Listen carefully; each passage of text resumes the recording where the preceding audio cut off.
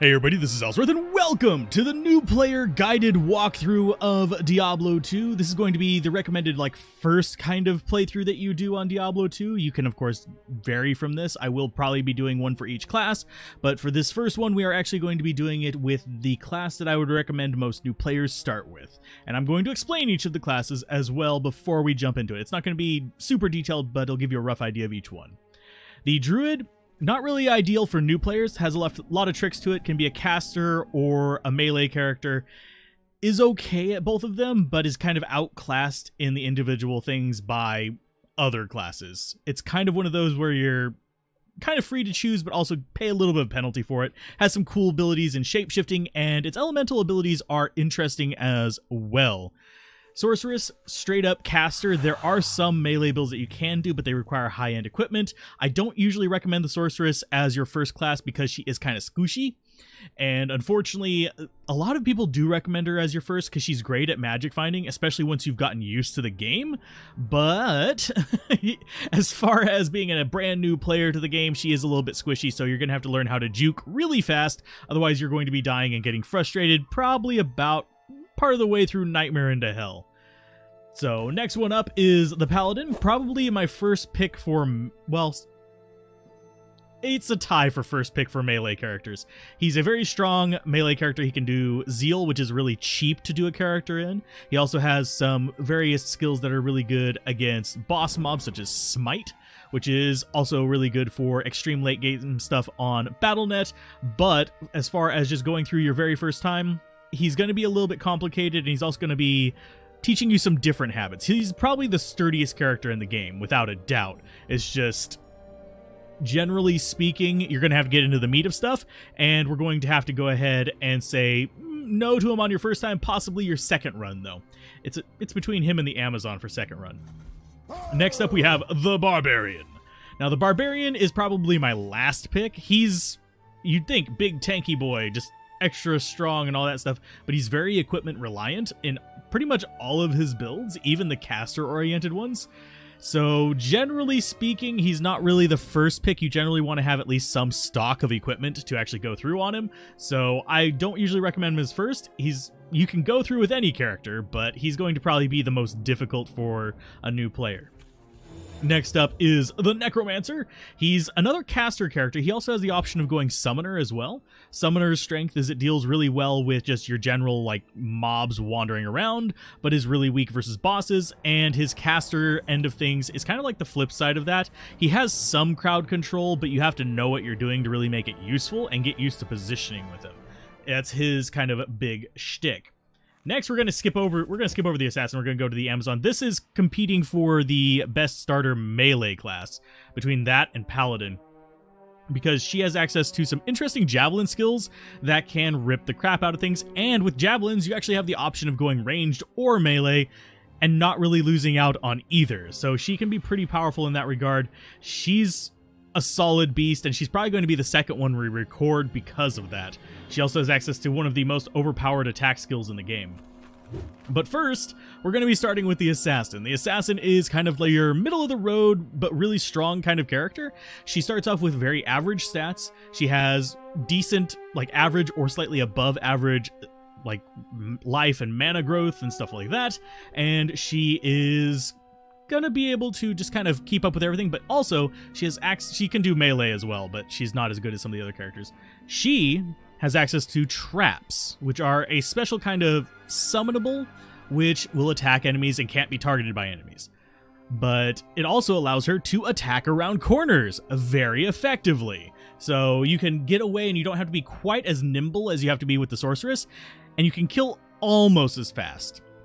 Sorceress is still the fastest killer, but we're going to go ahead and name this new player 1 because we've tried this once before, and I decided to scrap it and make myself some different rules that are a little bit more in line with a from scratch new player. So we're going to go ahead and click OK here and jump on in. And now we're in the game. Sweetness. Good day. And I am going to, of course, turn the sound down. That's one thing I recommend. If you're wondering about the sound options, this is overall sound, and that is just music. There is no one for just the special effects. So anyway, This is the assassin. You start off with just base equipment. You do this on every character. The base equipment is not to be scoffed at because it can be repaired for 1 gold, and it's pretty nice there. As far as the rules that we're going to be implementing on this, because it's going to differ from some of my normal playthroughs, is 1, I'm actually going to not use ladder rune words on this. That's one of the main reasons I restarted, is because I was using ladder rune words. That's going to require a mod to implement, so I'm going to go through unmodded Lord of Destruction single player. That is kind of what I'm setting up here. We will be doing grinding, and I will recommend the grinding spots, but beyond that, we are just kind of gonna go through. Now, there is a command that I do recommend you use as a new player, whenever you first start out, /players8, and that'll set it to players 8 in the initial area. Do this before you walk outside of town. This will boost the experience, damage, and life of the enemies, and will make things a whole lot easier. Now, I am recording this on Twitch Live, and you can go check out, because chances are by the time this is releasing, I'm working on the next one. But you can go check out the live streams on Twitch if you have any questions, or you can comment down below. So, yay. Now, each of these episodes is going to be 1 act. We're going to go through the entire act for it. So, we do have a ways to go, but this is why we put it on players 8. They do actually do more damage because of the player count. But we actually get a ton of experience from them. Early on, we're not going to have to worry about too much stuff. Now, if you find yourself picking up items that you don't want, like I did with that short bow, you can also use the command. This is another really good command. No pickup. Now, you notice I hover over this, and it doesn't highlight. I have to press Alt to actually grab that. Now, if I turn off no pickup, which there is no on-screen little notification of that, we can actually just pick it up just by straight clicking on it. I usually turn on no pickup later on, so that's going to be helping us out to kind of control our inventory a little bit. For now, the main things you want to be picking up are going to be potions and rings and throwing knives, javelins, and throwing potions. And obviously any piece of equipment you can just throw on. So I'm not bothering taking my first few levels because they're not going to matter that much, but we are going to need them later on. Now, my goal here is to get a few levels, then go find the waypoint, and then do our first quest, which we have not actually gone and grabbed, which is fine. It's not a big deal to do that. Not having the first quest is not going to prevent you from doing the first quest, because you'll get it as soon as you step into its little trigger area. And that's true of most of the quests, so... Actually, I think it might be true of all the quests. I can't think of one off the top of my head that will not trigger unless you spawn it in by talking to the right person. So, because that's just how it is. This game is very friendly about that. As long as you're moving forward, chances are you're going to run into most of the quests. If you're exploring, even doubly so. Now, I intentionally did pick up a crude sash. I would like to upgrade that as soon as possible, but it does give me a second row on my belt, which allows that. And you'll notice that I do prioritize the belt count fairly heavily. So I will be looking for a 4x4 belt, which is the largest belt you can get. Now, we are going through the initial easiest area here. We're already level 3 thanks to that player's 8. Now, generally speaking, you notice I am just picking small packs of enemies. If we pick a large pack, it's going to murder our face. And I'm not really using this shrine at all. I just picked it up out of habit. You'll notice I do that a lot. I have a lot of muscle memory for Diablo 2, and it's really hard to break that. So we'll have to deal with that in its own right. Ooh, Rejuvenation Potions. Those, don't use them just yet. They're worth 200 gold, which early on is a lot. Once you get into the later parts of the game, it becomes a bit less important. Yeah, I'm not going to pick up the quilted armor. Generally speaking, for armor, obviously early on you still can pick up leather armor and make some money from it. It's not going to be a lot per slot. Your big money makers are going to be gems, potions, the throwing knives I mentioned, javelins, and yeah, stuff like that. I don't need a damage sash. So yes, you may notice I am wandering away from the road. This is because I want the XP. I'm not really as interested about pushing our objectives forward. Early on as a new player, get those levels. They will help you out a great deal. And you notice I don't have to be using the stat points to actually, get any progress here. These guys are going to be relatively easy. They're even on players 8. They're going to just take a couple hits to take down, and it will be fine. So that is that. So let's go ahead and run up this way. I'll show you guys where the cave is. We'll put up a town portal just to be on the safe side. Obviously, pick up scrolls and stuff while you're going through here. It'll save you a little bit of trouble later on. So see, this is the Den of Evil. We do not go in here yet. At least I don't recommend it. We will put it down to players 1 before we go in there, just to make things a little bit easier.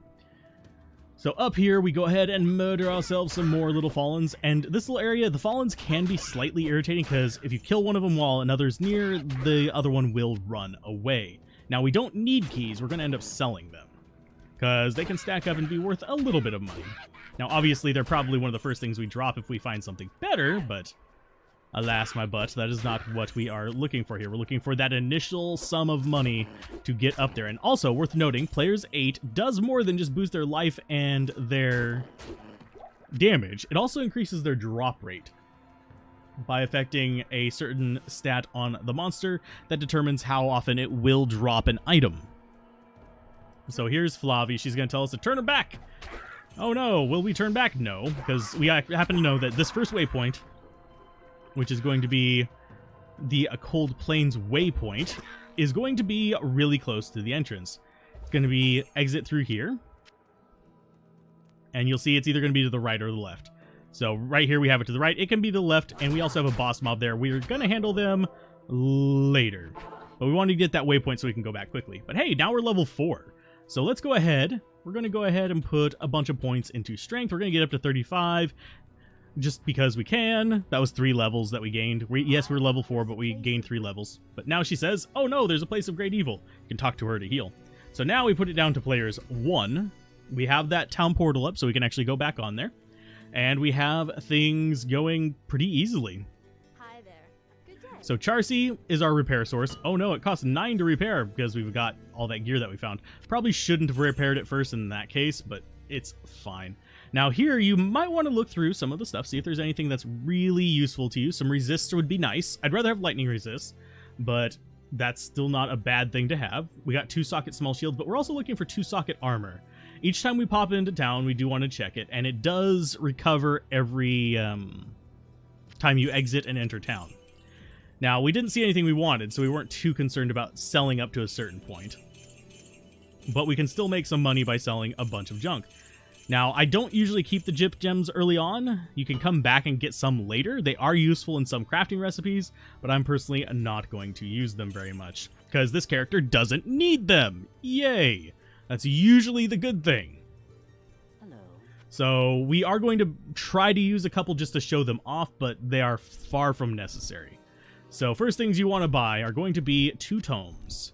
You want a Tome of Identify and a Tome of Town Portal. And we need to sell that. Other characters, don't sell the keys, you'll want them. But this character, we don't need the keys because we're an assassin. Assassins can get away with that. So as far as skills go, we could go for a few things. We could start working down this tree towards what we want over here. In fact, we're going to get 1 point in that just as kind of a precursor, so we can work down at least a fade. And we don't want to get any martial arts on this build. This is going to be the first build you do. We can go on to the other ones later. Kick Tree does have its uses, just not for us. We're going to go ahead and put 2 points into Fire Blast. So now we actually have an attack skill. It's kind of useless, but we can still use it every now and then. It's a lot more useful later on. It's good versus crowds right now. That's about the only thing you're going to end up using it for. But since we did players 1, we can actually drop down into the Den of Evil. And all the enemies in here will be players 1 difficulty, which means they're going to die in like 1 or 2 hits. You can see that is good versus crowds. So we can take care of all these little guys while focusing in on the big fallen shamans. So as we get more points into it, we could possibly one-shot those shamans, but you're not going to get that before you come down here unless you are specifically grinding to be stronger, which is unnecessary to me. I'm going to try to corral some of these guys. I'm not going to kill them so they can actually bunch up a little bit. One thing in here that you want to do for sure is whenever you're coming in here, you want to go ahead and try, at the very least, ow, you bastard, to kill the shamans first. The reason being the shamans can bug things up. Boom. Now, I'm not going to cover, like, room assembly and stuff like that yet. We will cover that later on, like map guiding and stuff like that. But for normal difficulty, for the most part, it's going to be just, here's the map, here's where we go in. And unless it's something that's, like, really useful, I'm probably not going to cover the generation too much. I'll probably mention it in passing, but there are, like, details to determine which way is the fastest way to go through an area. But that is a bit above just like normal new player thing, because you kind of do want to go around and kill things for the experience. And yes, since we bought these, go ahead and just keep picking up scrolls until you cap out, and you'll be fine. Generally speaking, I will eventually get to the point with money where I can just like shift click and fill the tome entirely. Now, as far as the layout of this area, by the way, this one has a fixed layout, so there really is no point in me talking about the squares and stuff. But yeah, there's a certain number of Den of Evil maps, and there are guides that actually show them all if you want. And I might do a video covering that one of these days, but for now, we're focusing in on this. So let's keep stabbing all these little buddies. Nothing really good so far. We're probably not going to get anything too amazing on this character because it is our first time through. Haha, it works. So off we go down into the depths to grenade everything and clear ourselves a path to that shaman. So you notice that guy is still running away. Wands are another good source of money. Wands and staves. But I generally don't get great wands early on, so even if they have 1+ skill, they're going to be worth plenty of money to justify picking up. Now later on, we won't be as concerned about money, but early on, yes, you will be to an extent because that allows you a lot more flexibility in what you're going to be using for your equipment in general. Because you can get, hey, we just got a regular sash, which is an upgrade to our cracked nonsense. Crude sash into a real sash. And see, that has amplified damage, so it's going to be worth a decent chunk of change compared to what we have else that can take up 2 slots. And let's go ahead and we'll duck around this way. There is a reason why I'm not going into this area right here. First, I actually want to clear away all of the Fallen before I do the boss here. See, he's going to be right there. The boss is the blue one. That guy right there. And he is higher level than the rest of them, but he's also going to be worth a lot more experience. But by going after him last, I can guarantee that I won't get into the normal zone where the bug occurs. So, and there we go. We've murdered everything in here. Let's go ahead and take these guys out. If there's anything left, it's just a single Fallen that's wandered away, as opposed to something scary. See, monsters remaining 5. We currently have 4 down here. That means, yes, we do indeed probably have a wandering Fallen. And here I'm just using... Oh, never mind. We have a zombie up there. That's the 5th one. It's just a normal zombie. But yeah, I soften him up with the grenades, and we are perfectly fine here. Now, I don't use the potion grenades. I use my personal grenades. I know, I'm mispronouncing it. It's grenades. I know how to say it, you guys. Oh, but how's it going, Jay? Thank you for dropping in. If you have any questions or think I missed anything, do definitely mention it. We are starting over from what you saw last time, because we're going without rune words this time. So let's see, we're going to go with a little bit of life this time. We want to get up to about 100 life relatively soon. We want to get 35 strength for a specific piece of armor that we're going to have access to early, and then we want to start working on getting up to about 100 life, and then we can kind of decide where we want to go from there. There are some variances that we could be looking at, such as, let's go ahead and kill these guys first. And we can bump it back up to player's 8 if we want. That's perfectly fine. There we go, we'll do that. This just gets us more experience. We want to get up to level 12 ASAP, because that's going to be our initial starting character. So let's drop in on this group of uniques that we found earlier. I forget what mods she had. There's her little base camp. Let's go ahead and drop that out, and we're going to just grenade as much as possible and back up, and yeah, just keep running back. We should actually have, we have a mana potion on us. And we can just grenade them as much as we need to actually get some kills going on here. And you can see this is an AoE, so it's actually damaging both of them.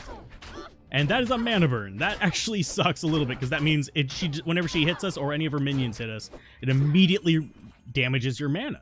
So we lost all of our mana that was left in one hit. So do keep that in mind. That's a thing that is real. So, and yes, you want to kill the boss mobs because they're worth a lot more experience. They're a certain number of levels higher. I mean, if one's too tough for you, don't mess with it. But generally speaking, if it's something you think you can beat, try it. It's going to be worth the effort. Now, I just drank a healing potion because muscle memory. Oh, you're out of mana? Press 4. It's always a good idea if you are a new player especially to kind of put the potions that you know you're going to be using regularly. Like if you're regularly going to be able to press 4 for mana, always put mana potions in your 4 slot. If you're going to be pressing 1 for healing, always put them in your 1 slot. Vice versa if you flip that around. Some people do, I personally don't. I personally like my healing on my left, my mana on my right, and any kind of rejuvenation potions in the middle. So I habitually hit 4 if I need mana, and I habitually hit 1 if I need health. And anything in between is just going to be, I need assistance situation. But on Players 8, we actually have access to a lot of damage here and a lot of XP. So this is one of those classes that can get away with going in on this. Some classes will struggle by probably halfway through Act 1 on Players 8. This one can go further. Oh, and we are out of room, so could take the waypoint, could take it down portal. Could talk to Kasha, she's going to give us another quest. It's a quest we're not going to do. But yeah, talk to Akara, she'll give you a skill point, and you can also sell stuff with her. So we're going to sell that, we're going to sell that, and that. See, 300 gold, that's really good early on. So identifying these is usually not going to be worth it, but we're going to do it anyway just to show off what we find early on. Generally speaking, until you get about halfway through normal, identifying is probably going to cost, the scroll is going to cost more than the increase to the item's sell value. So let's go ahead and sell all that except for like maybe 2 things. And yes, I am selling the chips. If you want to save them, it's fine. If you have a mule set up for it, even better, because you can use them for early crafting. You can use them for some re-rolling and stuff like that.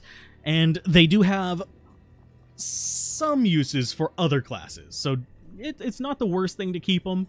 And the Sapphire in particular is really good on weapons early on, because you'll be able to do cold damage, which chills and slows down enemies.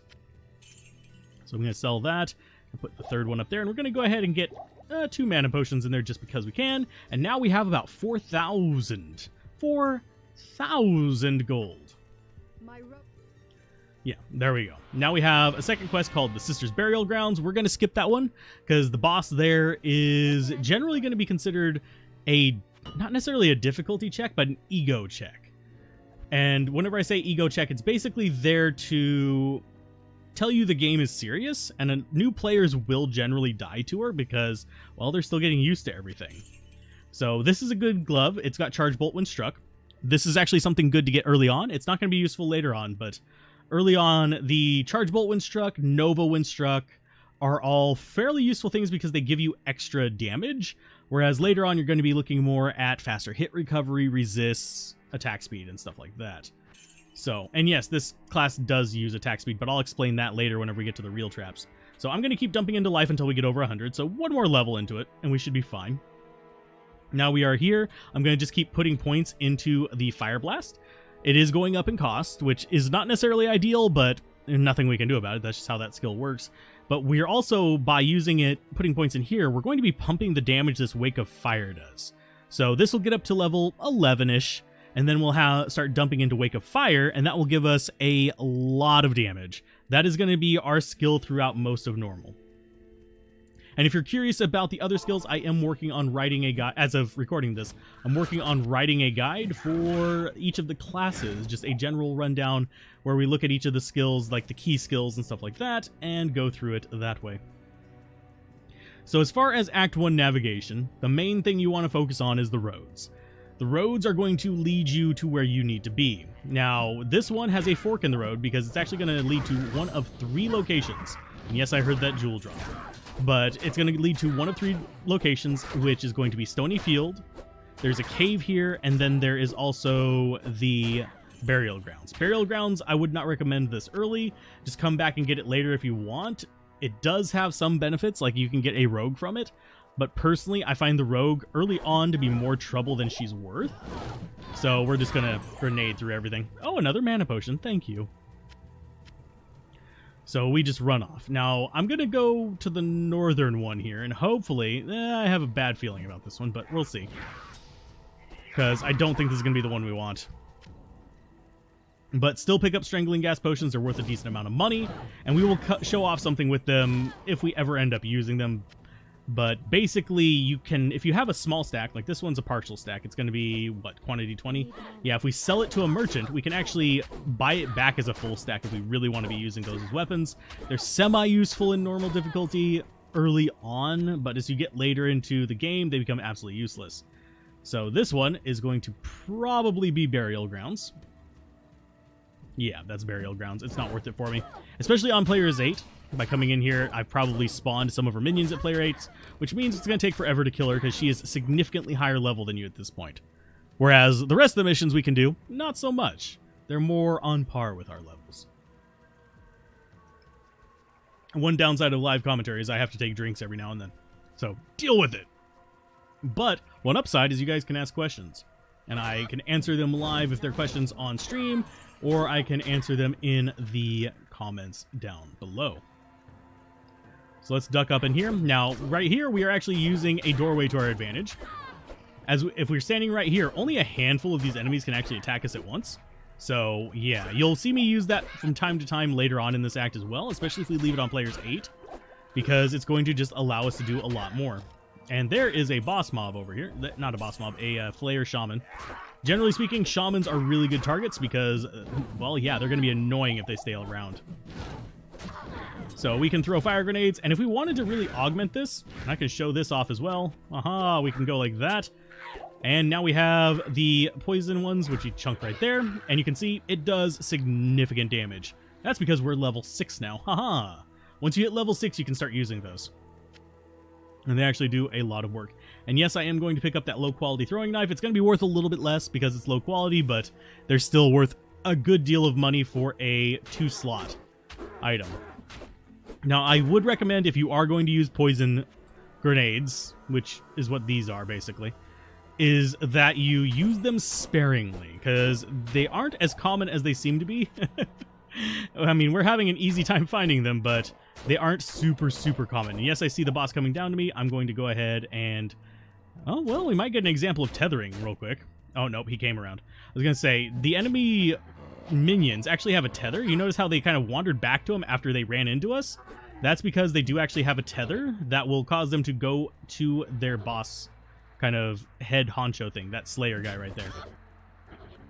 Now, this is where the poison is good, because you can just be like, nah, I don't feel like fighting these guys. I'm going to set them basically DPS, let them kind of slowly just die on their own.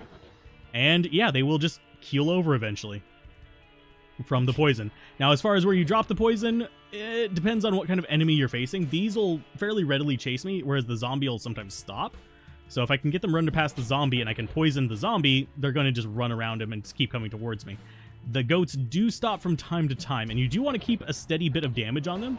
Poison does keep them from healing for a moment, but if they're left undamaged for a while, they will start healing. So let's go ahead and switch back to this and start grenading them. You can see that just murders the crap out of them. It's fine. So killing bosses will give you access to some magic items, which is always welcome as well. How are we looking on inventory space? Not too good, so we want to find that waypoint fairly quickly.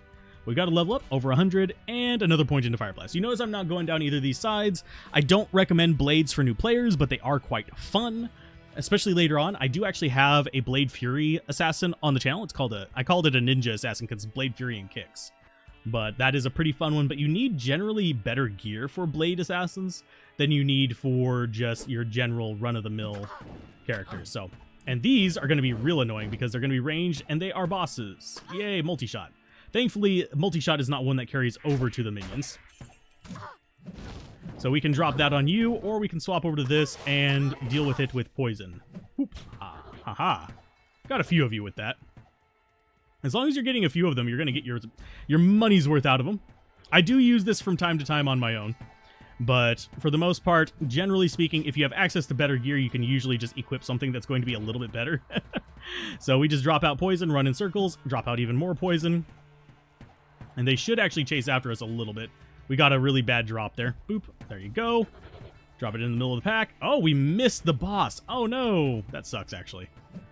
So we're down to 9 of those. I should probably switch back over to grenades fairly soon. I just want to get rid of a few of these so we aren't just doing horrible, horrible things. But this is called corralling, or at least that's what I usually call it. Herding is another one. Kiting. Although it's not really kiting because we're not really leading them anywhere. We're just kind of running in circles around them. And we're doing a DPS. Boop. There's another one for you guys. If we can kill a few of her minions, we can probably actually go up and take her toe-to-toe as well. Boop. and poison. So this is pretty much how you do that. And you notice I stopped running before my... This is your stamina bar down here. Before my stamina bar ran out. That's because I wanted to regen it. So if you're running, you'll lose stamina, just straight up. If you stop moving completely, you'll regen stamina at a higher rate. If you're just walking, you'll notice that we regen it at a slow rate, unless you completely run yourself out. If you completely run yourself out of stamina, you are borked. So just 2 of those left. I don't think I want to spend too much more time here, so let's go ahead and swap over to this and grenade. We can take out the rest of them with grenades, because they're going to run away if we get close to them. It's going to suck just a little bit. One unfortunate thing is that Eagle Orb is going to be worthless. Let's go ahead and identify stuff. Cold Resist, not bad. Grand Charm, absolutely useless. It's worth a few thousand, so I guess I should keep it early on. I don't want to. But we can go like this, and it gives us a little bit more room in here. Drink a potion, now we can actually pick up the buckler. Now, if we want to go back and sell this, it's probably going to be profitable. I'm just going to put that one out there. We'll go ahead and pick up that so we can sell it as well.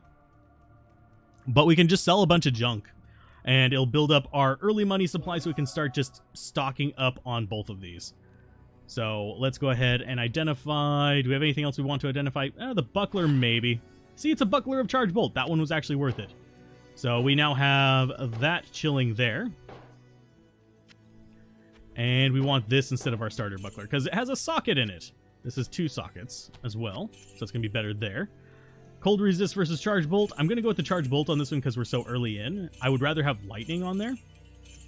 And we are going to sell those as well, just because they can be semi-useful for us. And let's identify that Jewel. Jewels, hit or miss as to whether they're worth identifying. Usually they are, just because, well, if they get any like remotely decent mod on them, they're going to be worth more than the cost of a scroll for the difference. But that one was one of the unfortunate ones because we got blanched. So now that we've sold those, look, we have 2 stacks of 25. Guess what we can do with that? Ta-da, we now have that. And we also have grenades in here. And you notice I am swapping out like the higher end potions for the lower end potions, just because they're going to work out a little bit better for us. But we want to keep this, and generally speaking, this is going to be used later on. 2-socket helmet, 2-socket armor, 2-socket shield, kind of like your go-to big 3. You can also get a 3-socket shield, depending on what you want to go for. 3-socket shield is guaranteed to be useful. 2-socket shield is going to be if we get something, which we generally will in Nightmare difficulty. Now, I'm looking for 2-socket armor. I'm just going to take the studded leather because I like the look of it. See, it looks kind of cool. You can go with any of these armors that you want, because what we're making, it doesn't really matter. We just need to go with a light armor. This is a medium armor. There's no indicator on it that it is, but trust me, if it's metal, chances are it's medium or heavy. There is one exception to that rule, but... well, no, there's 2 exceptions to that rule. So, but for the most part, if it's metal, it's going to be heavy, which is going to slow you down, and we don't want that. Shields are going to be a whole different thing. All of these are light shields. We do have a light shield that we're going to get in Act 2, and I will explain that more whenever we get to it. And now let's see what else we have as far as slots go. That's actually a fairly good helmet if you find it, by the way. It's just resists and energy. That's going to help us out a great deal. And as far as the rest of this stuff, ooh, lightning resist. I wish that was on boots. So we're going to stick with this for now. Yes, we could go for the all-res shield, but then we'd be wasting money. We don't want to do that too much, especially considering we haven't gotten to the point where we're flush enough to restore our scrolls completely. Whenever you start getting down to these 2 range, go ahead and just buy a handful of them. You don't want to like shift click on them yet, because you're going to, well, run out of money super quick doing that. If you're lucky with your finds early on, you can, but I usually aim for 10 and then just kind of stabilize there until later. If you completely run out of stamina, question from chat, by the way. Thank you for asking that one, Riss. If you completely run out of stamina, we can do that real quick. Well, it's not really easy to run out of stamina on the assassin, because we get good stamina buffs. But if you run out of stamina, we'll probably do that relatively quickly. Let's go ahead and do that. We'll pick up a large group of enemies to kill. Oh, by the way, this is the stones you're looking for here, but you're not going to be able to do anything with them just yet. You can kill the dude there. We'll deal with him later, because we'll probably have traps by then. And I'm going to go ahead and get a little bit more vitality just to be on the safe side. Because this is a guide. If we die, it's going to be embarrassing, but it happens to everybody. Everybody dies. But you can run past everything, and I'll show you guys what happens when you run out of stamina. Basically, we'll start walking, and we won't regen stamina because we'll have hit 0. The way you have to stop for just a split second to start regenerating stamina, though. So if we can get that to show up while I'm running looking around for the waypoint, that would be ideal. Demonstrate it. Of course, we're going to kill most of these things, but you can run past a lot of stuff. Generally, if you watch like Llama's playthroughs, you'll notice that he does just juke around stuff a lot. And we're almost there. We're almost there.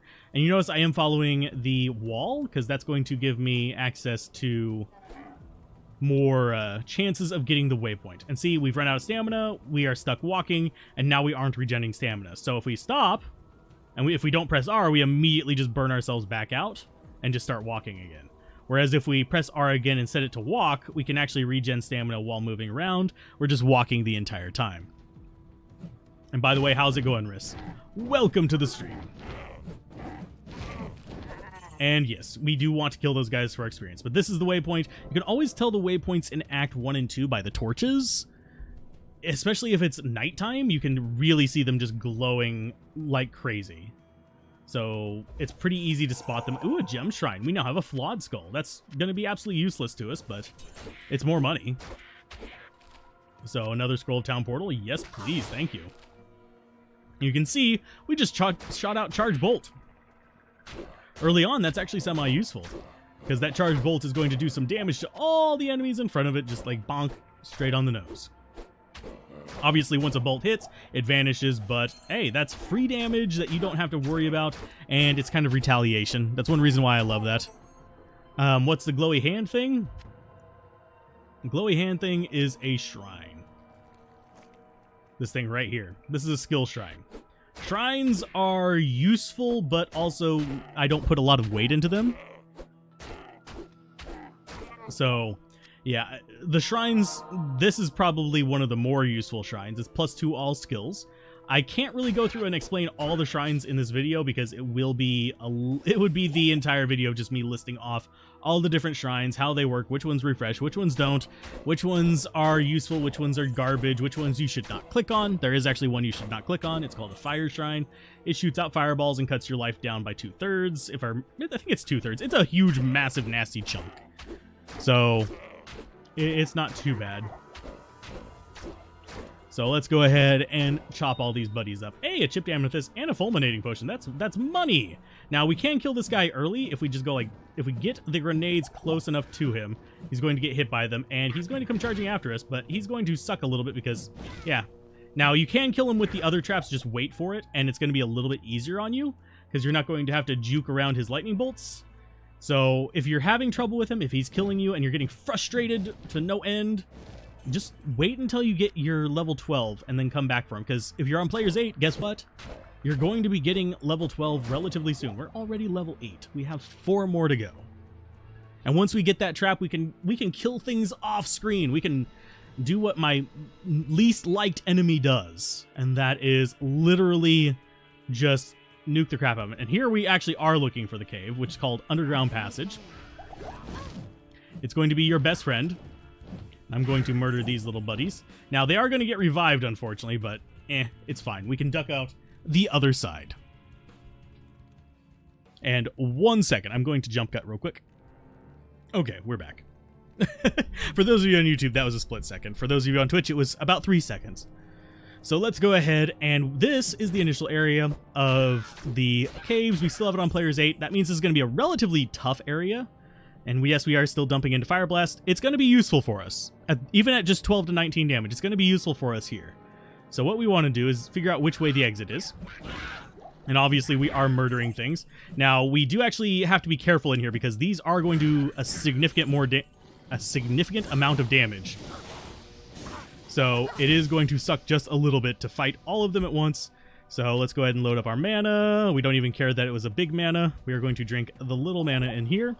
And we can start fighting these guys. Now, Misshapens, once they get down to about half-life, will try to run away and do that lightning skill. You see that one doing there? Now, that one was trying to run away because it's a minion of this guy. He is cursed. He's going to suck if he gets close to me. And so what we want to do is switch over to this, throw some poison, throw some more poison, and we can do the run around again.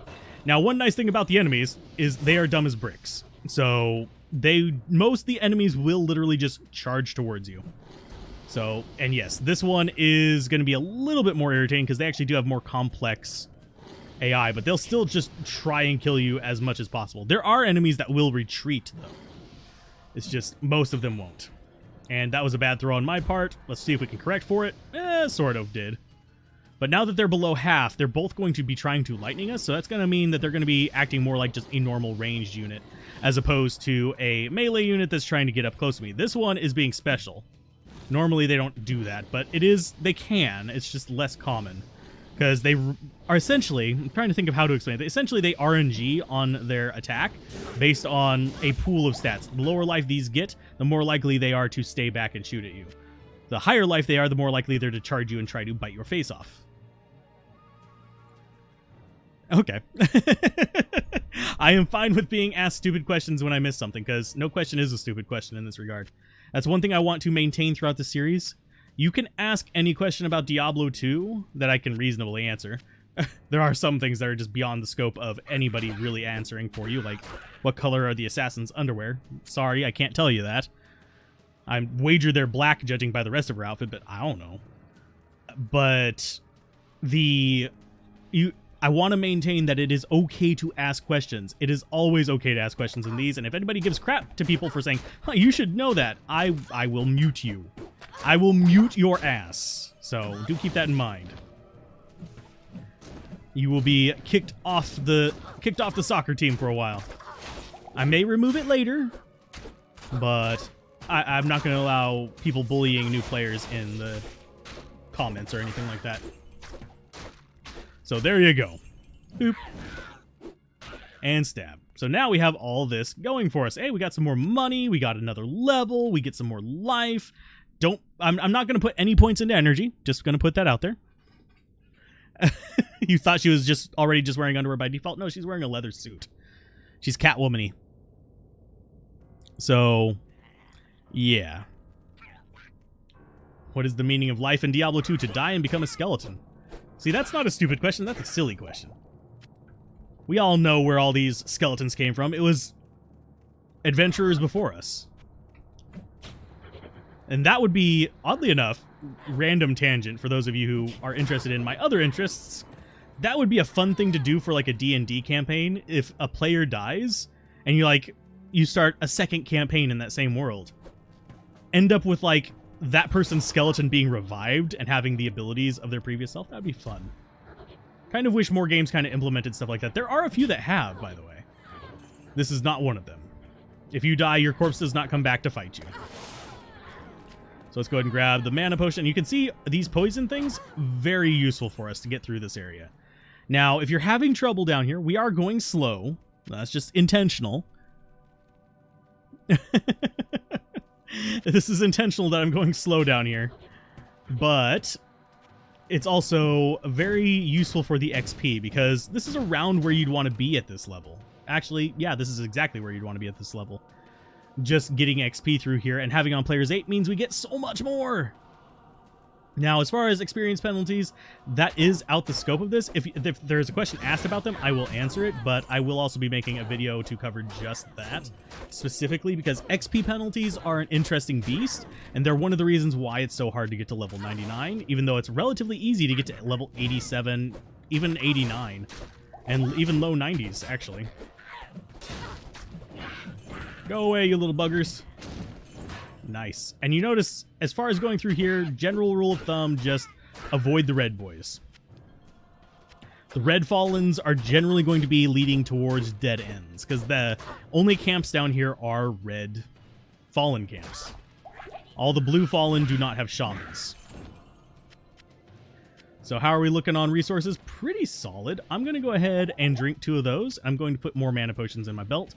We will eventually be building up to 1 thing of reds and 3 things of blue. So that's what we're going to be aiming for in the grand scheme of things. Like that way, I know that left turn is going to be a dead end. This right turn is not.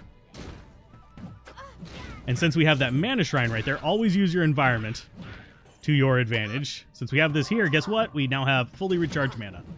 because that is a mana shrine, and those are very useful just in the thick of battle. Generally, you do want to use up your mana before clicking them. That way you get as much out of them as possible, because, yeah, you're not going to get any additional use out of them in the game you are in. So let's go ahead and go for... Yeah, we're going to go for more vitality still. I'm going to get up a little bit. This is mostly because I am on Player's 8 that I'm going for a little bit more vitality than I normally would. Right now, I would be considering whether I want to branch off and get up to 60 to 70 strength. The reason for that is because there is a normal difficulty set that is actually relatively easy to get through. So let's go ahead and bombard all the crap of these.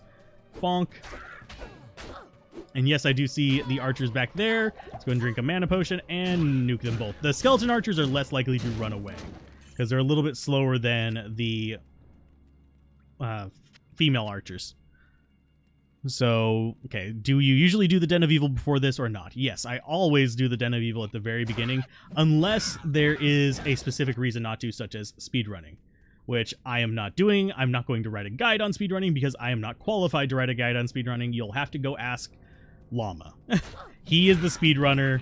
Him and Tau are usually, if you're looking to just get into this game just solely for speedrunning, Mr. Llama SC and Tau are probably your two best ones to go look for. Tau is going to be a lot easy. Well, I don't know whether he prefers to pronounce it Dao or Tau. I think he pronounces it Tau, even though it's technically Dao. But he is... Those are the two that are easiest to really get good advice from for speedrunning. It is worth noting that Llama has a much bigger online presence than Tau, so he's going to be a lot easier to find. Both are extremely competent speedrunners.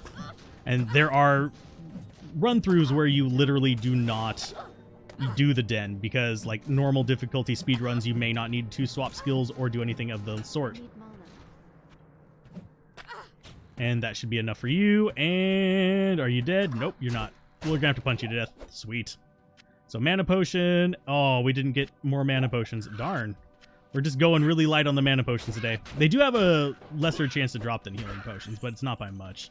I can't carry anymore. So we are looking a little bit full here. I'm gonna go ahead and get rid of that. We're gonna drop that down there, make ourselves a little bit of room. And we can also drink the stamina potion. I'll cover the stacking of potions in Act 2, for those of you that are curious. That is a function that is semi-useful. Ooh, another light mana potion. That's just what we're looking for. And we're not going to bother picking up keys anymore. They're not worth the extra money. How am I drinking mana potions without clicking? I am pressing the numbers next to the function. I am pressing the hotkeys. I don't know if they're going to make the hotkeys adjustable. Well, actually, they are adjustable in this, too. Like, I should be able to. Options. That's one I haven't tried doing. Yeah, we actually can adjust them here. Like, if we wanted to be QWER instead, we can actually do that. And it'll actually adjust down there as well. I'm just used to mine being 1, 2, 3, and 4 because I have played this game for so darn long that muscle memory is there. If I switch it to QWER, I'm going to always forget to heal. So how are we looking on our scroll capacities? 17 and 13. They can go up to 20.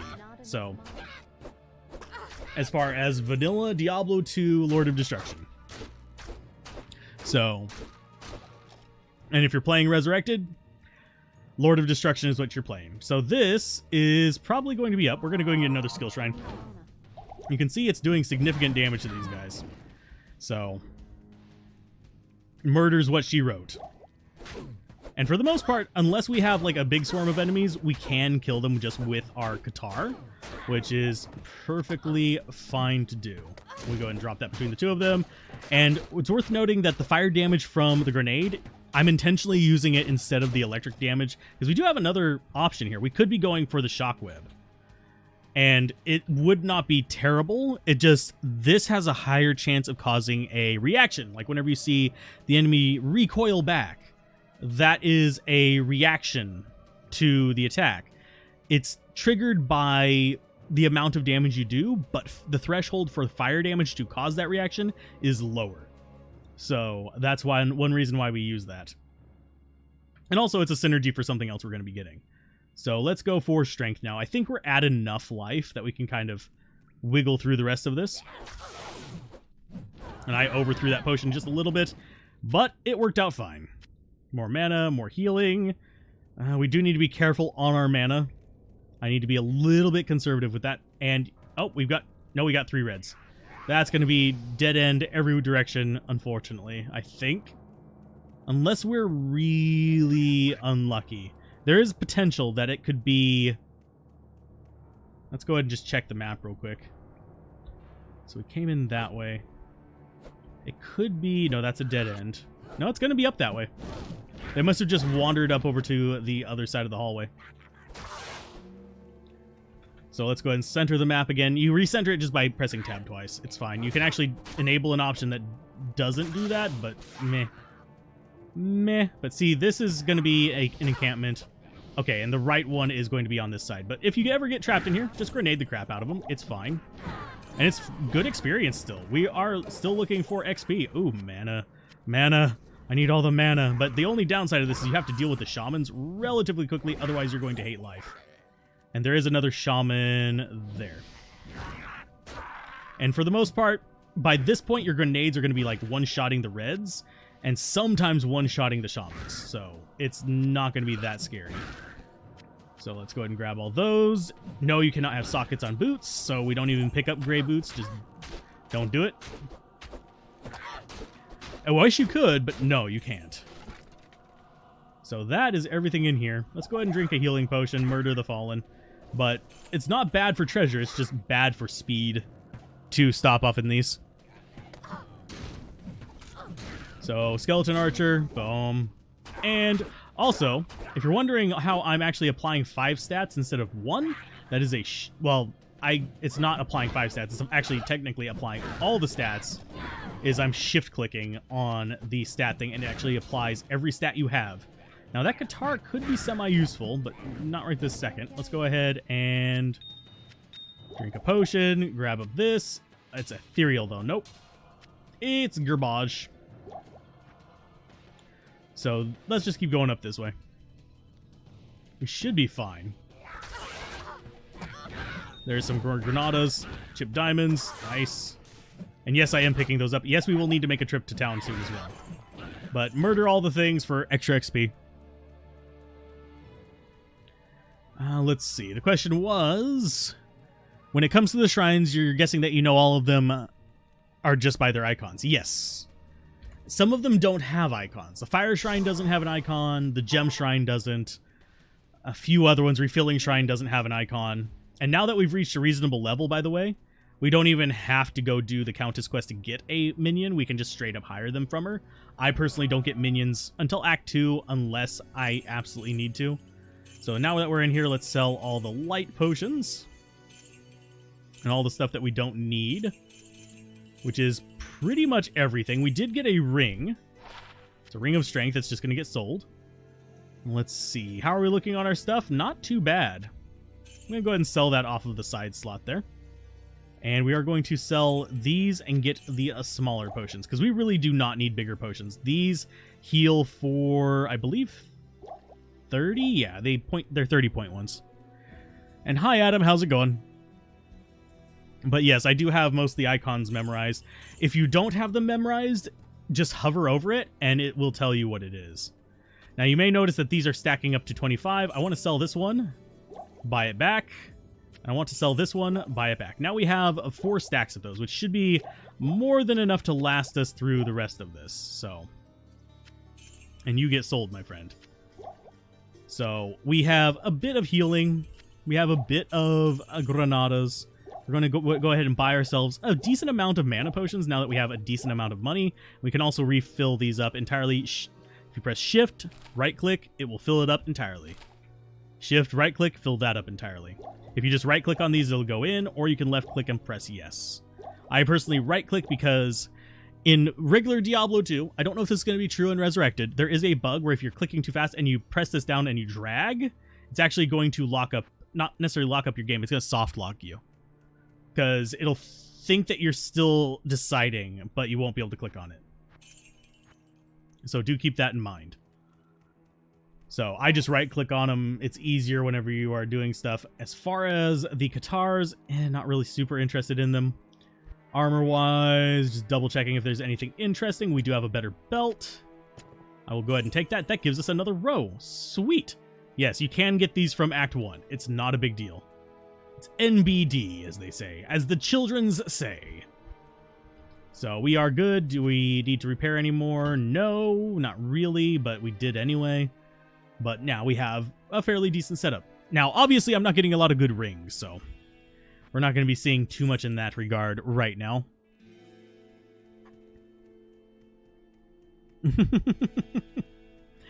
Oh, I'm glad you're doing good, Adam. So let's see. I'm going to go ahead and double check him for anything interesting, such as possibly some good boots. Did not succeed. Do not pass go. Everything is gone. Ooh, charge bolt when struck. I think I will go ahead and take that for now and throw that back in there. We can get another 2-socket later, but that's going to work out for us pretty good. So now we have 3 charge bolt things. Nova's a little bit better, but this is still fun. This is a strategy that I generally did with the Pacifist Paladin. So let's go ahead and grab them there, Dark Woods. And now, I always say it, I hope I find the waypoint first, but I hardly ever do. You just kind of have to be prepared. And, oh yeah, before we encounter him, this is another spot that I recommend players 1. The irregular enemies here, not too bad. The boss mob that's guaranteed to be here is going to be a pain in the bootah. So we can go ahead and drop that on you. Grenades. We are actually doing decent damage with these as well. Now, it is hard to hit multiples of them with it, so let's go ahead and just come in like this. If they bunch up around us, guess what we get to do? We get to murder them with grenades point blank by throwing them on their feet. And I forgot to fill up my belt. You guys let me get into town without filling up my belt. I mean, sorry, into combat without... Oh, yeah, we murdered them. We murdered them very quickly. But, yeah, you let me come into battle without filling my belt, you heathens. It's fine. It's not a big deal. Let's go ahead and go like that. And I don't even care about that sash. It's ethereal. It's not going to be worth any money regardless. You can see things are just getting trounced by us. As soon as we hit level 12, oh my. We are going to be super happy. Ooh, another light mana potion. Sweet. We're going to totally use that in about 3 seconds. Now, I probably should not be wandering on this side of the road, because I know that the waypoint cannot spawn that close to the wall. It can't spawn there. And it can't spawn right here either, because this is curving back towards said wall. So generally speaking, we want to move away from that. You'll learn to read those as you get a little bit more used to playing the game in due time. And that's kind of true for everywhere. Waypoints do not like spawning in tight spaces. They need room, but they're always going to have a pattern to how they spawn as well. So it's just sometimes it's harder to discern and stuff. But they do like being a little bit further away from the wall. But in like the case of Stony Fields, they like being adjacent to it in one of the blocks near it. Ethereal is an item that cannot be repaired. And this is an experience shrine, one of your best friends. Because it boosts the experience you get per kill. We're going to end up not exploiting it very much, but if you ever get it, just run through and kill as many things as quickly as possible. It's the only advice I can give you on there. So we're going to keep going up on strength for now. We can now get level 12, which gives us a Wake of Fire, which means we get to first assign our skills here. Now, how you set up your hotkeys is up to you. I have mine set to be able to be cycled through. Some people prefer having them just on fixed hotkeys, which is probably a bit more familiar for like Diablo 3 players coming to the game.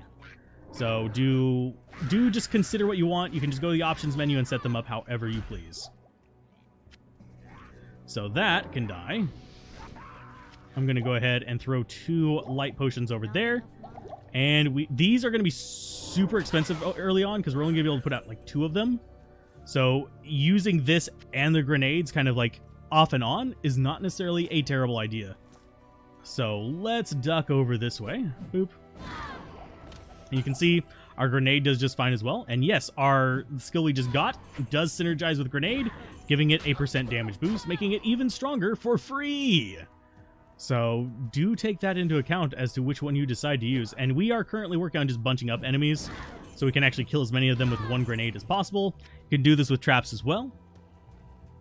But yeah, you can see earlier whenever we used it, the reason why we get that trap is because it is that dang powerful. That gosh darn dang powerful. Goodness. Wow, we are really doing bad at finding stuff. We can see now we're it's on players 1, yes, but we are pretty much one-shotting everything with it. So whenever we come across the boss, we're not going to have to stress that much. And I think we're going to find the boss before the waypoint, knowing my luck today. And we have used up way too many mana potions. Let's go ahead and fill up from here. Hi, guys. And yes, that is why we take the charge bolt. You saw it literally just killed somebody. Ethereal stuff, I actually do use from time to time.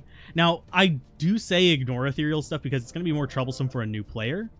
But once you get used to like durability and stuff like that and watching, like if you have a low durability item, it's going to show up here in the top right corner. It's going to show up as a little yellow icon. And that's going to mean, hey, we're low on durability on this. It's about to break.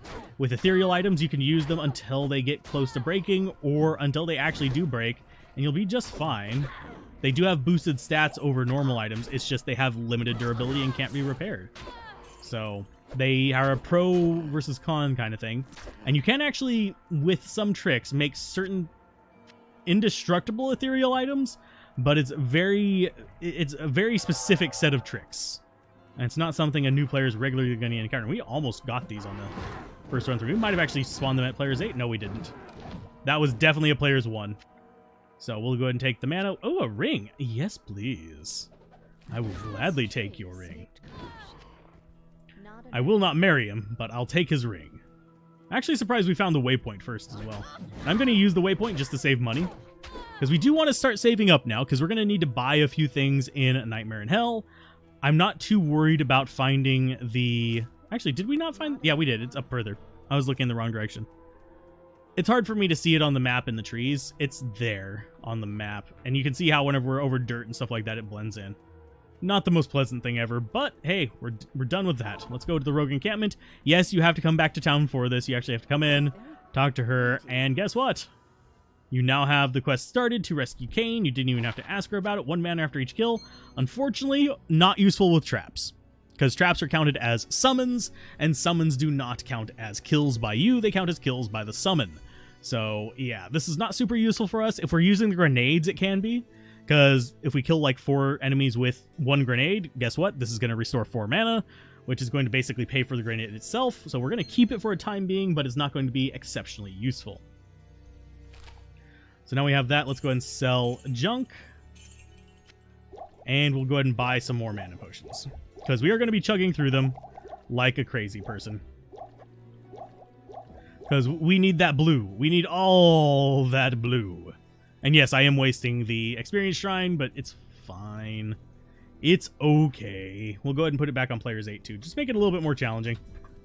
Now, by starting out in players 8, you're going to be like coming through here and be like, dang, this game is easy if you play through again. You're also going to be like, dang, I'm not leveling up very fast. Because it does boost your leveling speed as well. Bonk. Eat fire. And you can see that just murders everything. And we do want to kill these minions here. They're actually going to be worth an okay amount of experience. And as we start getting more levels up and stuff, we don't have to worry about his mana nearly as much. And this will stick around and it'll shoot at him whenever he comes back again. If he starts charging up on us, you can see it just shoots at whatever's in range. It just goes after the nearest target. So do keep that in mind if you're trying to hit a specific thing. You're going to have to cast it relatively close to it. And that guy ran away. You little butt. There, eat that. Thank you. So now that we've got this translated, let's go ahead and hit all the stones. Touch all Cairn stones. Okay, yep. I'm going to do it in the least efficient way possible. You can just look at the scroll by right-clicking on it, and it'll show you the order that you need to click on it. Personally, I don't bother. There is a lazy way to do it and a fast way. So, hey, Kane. How you doing? Let's go ahead and drop out some traps. This is on players 8, so they are going to do a bit more damage to us. So you see how that one's shooting back this way because this is the closest target? It does matter. So you generally want to cast it on one side of a group or the other so it'll cast into the group. So in here is pretty decent XP. So we're going to go ahead and pick up the strangling gas there so we can have 5 of them if we want to. And see, that's just not doing anything because it's not in range. There you go. Now you're poisoned. Eat that. And you can see it nukes stuff pretty easily. And let's see. Another mana. Let's go ahead and drop out 5 of these. You can have up to 5 traps out at once. It doesn't show you how many you have. You just kind of have to keep track of what you cast and how many are still up. But after a while, you do get used to that. But look, we murdered things. So you are going to come down here, and we are good. We're going to take the short staff. Nothing else here. You can't have sockets and javelins, so don't bother with them. Let's go ahead and drop out some more of these. And chances are early on, you're not going to get 5 traps out on any given little round of casting, simply because it's not going to be enough mana there to do it without chugging all your mana potions. Because you notice we only have 43 mana. So we do just kind of have to take it easy on some of this stuff. Drink that one, drop out those, and we can get it on the light ones. But we are just murdering everything. He is not going to go down super easily. We're just going to grab potions and move back. I need mana. And drink more mana potions. I need mana. Now, I might not kill Griswold here. He is entirely possible to kill like this, but it's going to involve a lot of running around in circles, and I don't feel like doing that. I don't think you feel like watching me do that either. Not enough mana. So you can see that's going to just murder all them, just a little bit. And you can see we already lost Griswold, because he is slow as hell. And yes, we did get a level in here. We're probably going to get about halfway through to the next level as well. That's one reason why I stopped to kill these guys. If you're ever having trouble in the game, don't be afraid to stop and kill a few things. It's going to give you money, it's going to give you XP, it's going to give you a bunch of other stuff. And hey, guess what? He'll identify stuff for us as well, for free! So you don't have to spend on scrolls.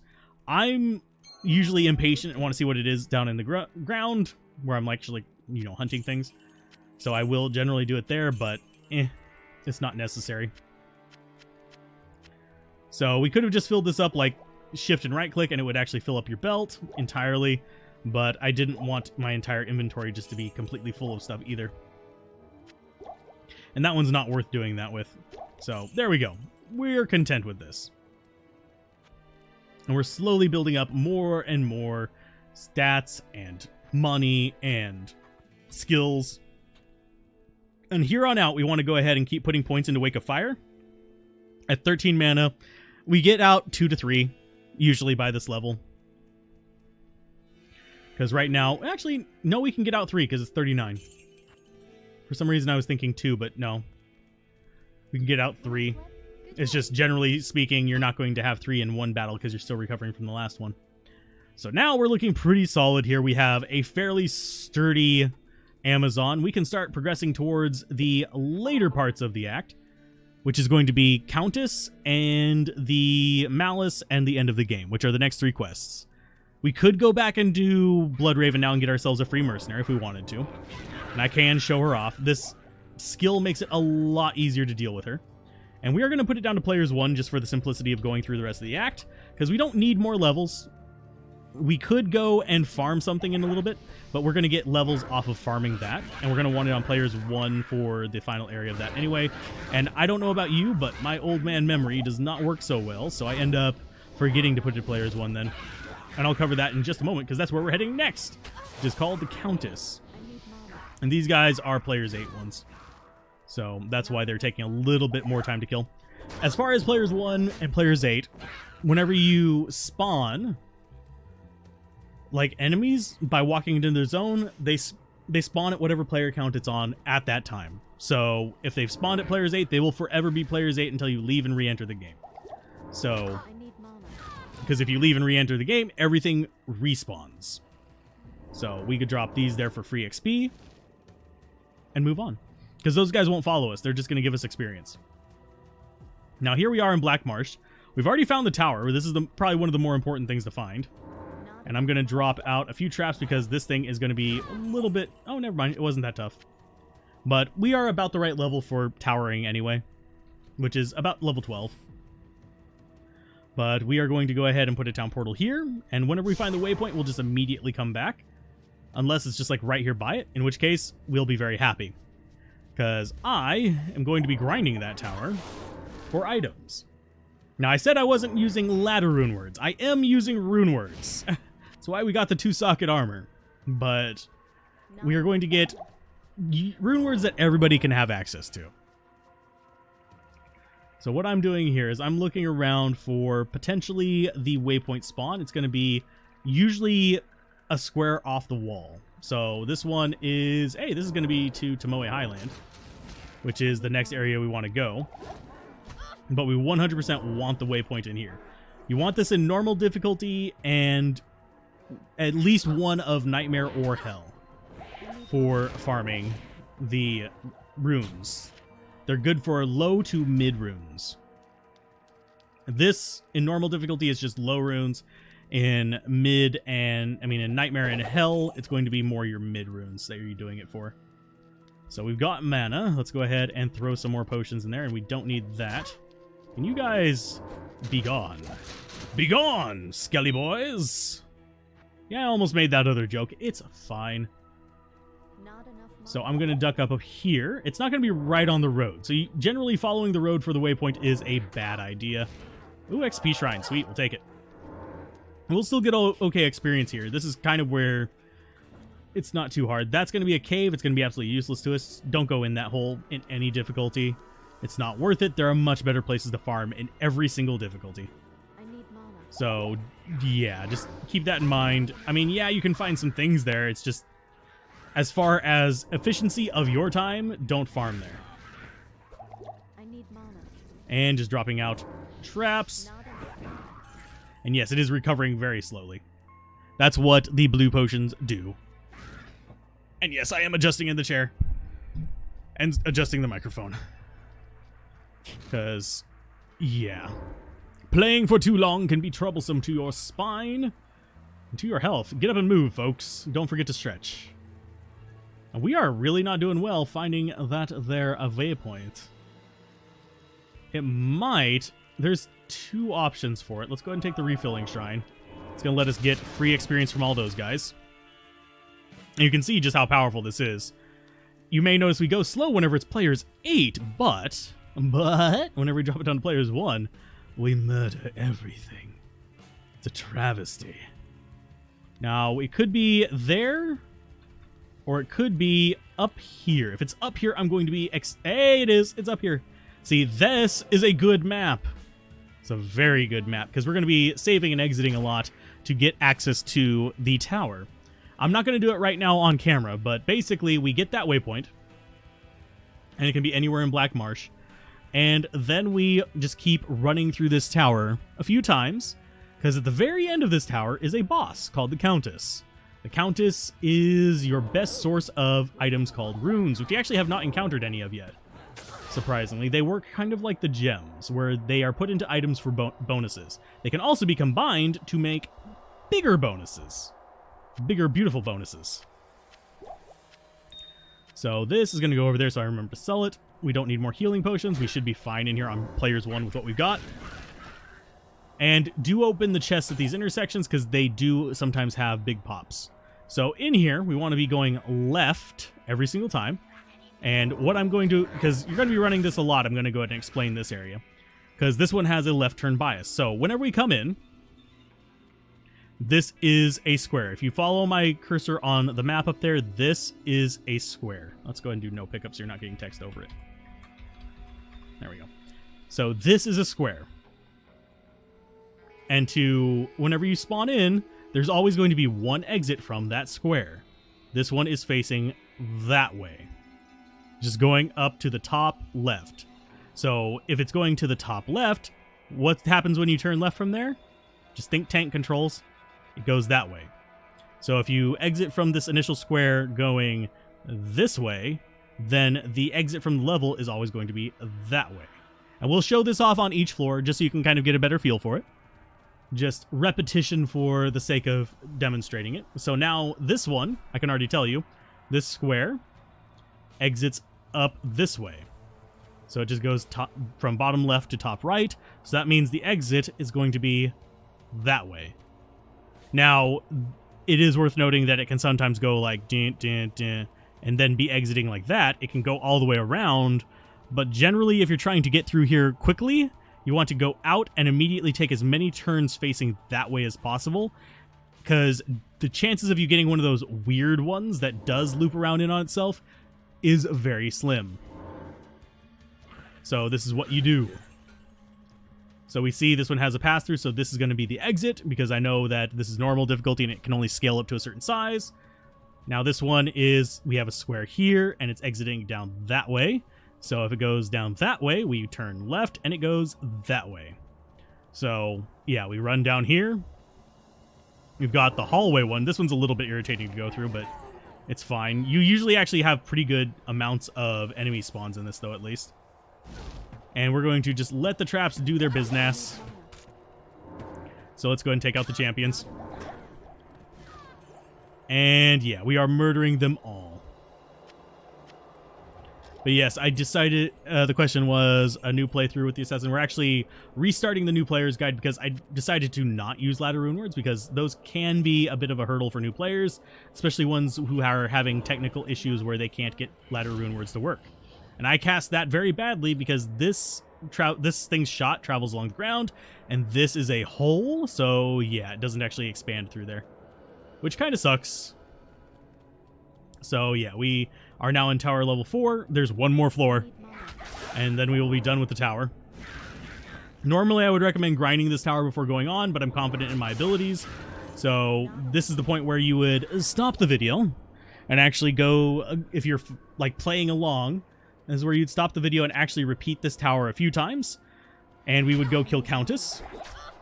And you'd want to get up to about level 15 to 17 doing this, because that's about, rune word that you want is 17, but we also get the 2 that we can make for this particular character are 17 and 19. But you start losing good XP around 15. So just keep that in your mind. So let's go ahead and drop these down there. And yeah, we came out facing down left. So guess what? This is going to be down right because that's a left turn. So we came in there, faces that way. So the exit is this way. So down we go into the cellars level 5. Now this one functions differently than the other floors. So let's go ahead and drop out some traps. There are a few layouts of this floor, so you can get a different layout, but generally the rule is the same, that as you're coming up here, she'll spawn whenever you choose a direction up here generally. So we'll go ahead and grab all the mana potions there, because we can use them for nuking everything. See how useful that is? Death and destruction and cooking the fallen. That sounded stranger than I intended. But anyway, you'll have the entrance. Stop it. I'm trying to talk here. Okay, so you'll always have the entrance. Whether it's facing this way or that way doesn't matter. You'll always have entrance and then 2 gold wings, which if you go through this one, there's a bunch of gold there. If you go through this door right here, there's a bunch of gold over here. Generally speaking, unless you have some kind of mod that lets you pick up gold, it's going to be a pain in the ass. So, to each their own. And then you're going to have these other 2 doors up here. These 2 doors will always lead into hallways that loop around into a big room at the very end. And you'll have a boss up there in either one of these hallways or in that big room at the end. And she is tethered to that room. Now, how she spawns is determined by which way you go. And it's just RNG based. Like sometimes you'll go left and she will literally spawn on the left wing. And every single time you run this exact same map, she'll always spawn on that left wing if you go the left way. So if you're running in single player, that's a good way to utilize the effect that you have a map preserved by playing single player. So right now, currently we don't have anybody in here, so I know she didn't spawn here. She has spawned up there because I see her minions. So we can cast in there and it'll start damaging them and killing them and murdering everything. And we don't have to do anything. This is why I say you should start with the Trap Assassin. She literally is just deadly. And as far as the boss that spawns in here, she's already dead. She can come out a little bit from these, but she's tethered to them. So as soon as she comes out a decent distance, she'll be like, oh no, I need to go back. And she'll run back into her room. So that is one nice thing. And, oh wow, we got so many drops. We got 2 Eth runes there, which is not amazing. But this is where you start getting your rune supply up. And also, you can get a bunch of gold from this chest the first time. Doesn't spawn additional times. And we're going to do no pickup so I can actually see what's on the ground. I think I just picked up some bolts. No, I didn't. Okay. So we can grab those mana potions because we're going to use them. As far as what's on the ground, I don't see anything too good. Yeah. Nothing good. That's our trap right there. It's not an item. So that is everything in there. Now, normally, if I was going to be playing this on my own, just going for the like maximum effect, I'd run this tower a few times on players 1. Now, you can run the other floors on whatever L you want. Whenever you are going to go down to level 5, drop it to players 1. The reason being, her drops are special. There's a whole mechanic to them where she will drop. She does her normal monster drop because she's a super unique, which is potions. And here we can actually show them. She drops some potions there. We got them. And she'll drop an item. Now, whatever she doesn't drop from her monster drop, like because they can roll a certain number of times for a monster drop, each of those has of the no drops has a chance to be from her special quest drop, which is unique to her, and she drops runes exclusively from that. So if you have it on players 1, you get more runes. If you have it on players 8, you get less runes, and you get more items. But that's just how she works. So, yippee-ki-yay. So we'll go ahead and have him identify stuff for us. Oh, no, we don't. We don't need him to identify stuff for us, because we don't have anything to identify. We didn't get anything good in there. So Eth runes are actually going to be semi-useful to us. We can use them in a few rune words. And we are going to save them. Now, unfortunately, we can't just put it into the studded leather armor because, yeah, rune words have to be put in the order they are listed. So the armor that we're going to want to make is Tal Eth, which becomes stealth. So if we would have gotten a Tal and an Eth rune there, I would have shown it to you. Instead, we're going to have to show it to you in Act 2 after I've farmed up a Tal rune, which, thankfully, the Countess, the curve for her rune drop peaks at Tal rune on every difficulty. So that's the highest thing she has to drop, and her lower, further up the tree you go from there, the lower it gets, and further down the tree you go, the lower it gets. So she actually has a low chance to drop L, which is the lowest rune. So let's go ahead and get some more strength. I'm aiming for 60 to 70. I'm going to actually get 70, but that's just for my personal use. But we went ahead and get the Black Marsh waypoint. We're going to continue on without grinding, which, yeah, it's not bad. We're decent level because we did that player's 8 earlier. But yeah, you run through there. You want to get 4 runes. You want to get Tyr, Ral, Tal, and Eth. You do, whenever you're starting out, want to keep the other runes you get on a mule or whatever, just kind of keep them around because they're used in a lot of rune words later on as well, and they're kind of nice, but for us, we don't have much of a use for them just yet, so I won't necessarily clog up my inventory all the time with them, because, well, yeah, after a while you'll start having plenty of them around and you can just make stealths if you want, or you can just transfer 1 stealth to all your new characters, which is going to be the armor. The reason we want the Tyr Ral is because we want a staff. I have not been shopping for it, simply because we've been a little bit low on money. But once we get up to a stable like 10,000 gold, I can go in there and just start just shopping around, trying to find a 2-socket staff. You'll want a short staff for this particular character because of what we do. Our traps are based on attack speed, and the short staff is relatively fast. So, yeah, we're just murdering everything. And that's relatively easy. Sweet. I am perfectly fine with that. Such corruption. Yes, yes, there is. Unfortunately, that guy was not aware that he was shooting a wall. I mean, he was able to hit the broadside of the barn. He just wasn't able to hit me through it. So this area does have a fixed pattern to it. I'm slightly curious which one we got. I forget which one this is as far as which direction it goes. And we killed him. Sweet. I was worried that we hadn't killed him. So we come up here, we get the waypoint. I'm trying to remember. I know that's not the top left one, because the top left one is the one that spawns a ring around, and then you have the waypoint right here. And then I think this is either top right or bottom right. I don't generally memorize these kind of things. If I was doing like speed runs or something like that, I'd just have a kind of key up. So yeah, it goes up this way. General rule of thumb, I just tell new players to go the opposite direction of where the waypoint is, but this one is the exception to that rule because it's in the top right. I need mana. So let's go ahead and drink some mana, throw these out, and we don't have to put ourselves in like real risk. We can literally throw the traps way on the edge of the screen and they'll still do their business because they have their own sight range. So they'll just find a target and be like, nah, we're gonna murder your faces. They don't care if I'm nearby or not, as long as they're active. So what we're looking for in here is called the Malice, which is an item that is pretty much useless for us. Now, we are going to use it early here just because, well, I feel like showing off what it does. My general recommendation is, unless you really need a belt or boots, like if you're having really bad luck getting them, then you can use this quest for it. But otherwise, it's really not worth it, because you're going to find better soon enough than what you can get super early on. So we are going to use this well again. Wells are nice. They refill every X amount of time. I think it's like 30 seconds or something like that. They'll refill one of their little charges, and they restore your life and mana and stamina by 50% if I remember correctly. And now we are going to use the doors to our advantage, because there's a lot of bad in here.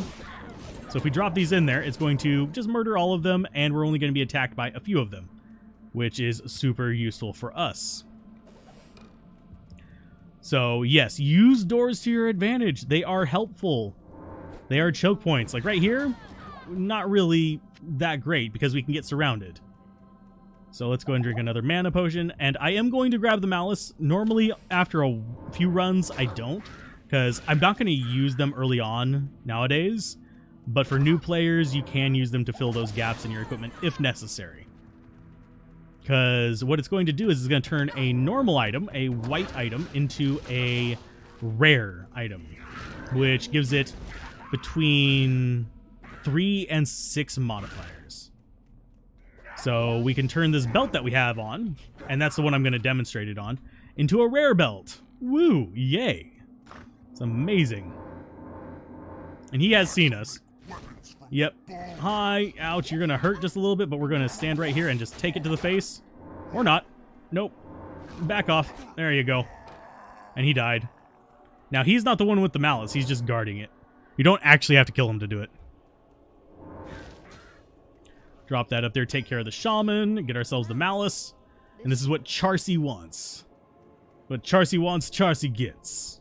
That's her shtick. Actually, this technically is her little shtick, but anyway.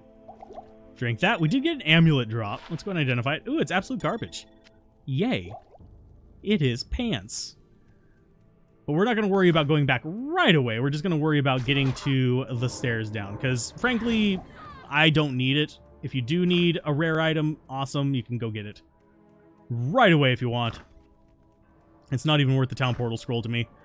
Because the way Imbue works is it's based on your character level. It doesn't matter what difficulty it's in, what difficulty you finish the quest, and what level you were when you finish the quest. No, the only thing that matters is what level you are when you go and click that Imbue button. So if we do it right now, we're going to be basing it on what an eye level 14 belt would have. So that's going to be kind of crappy, because that means whatever a level 14 enemy could drop. Hint.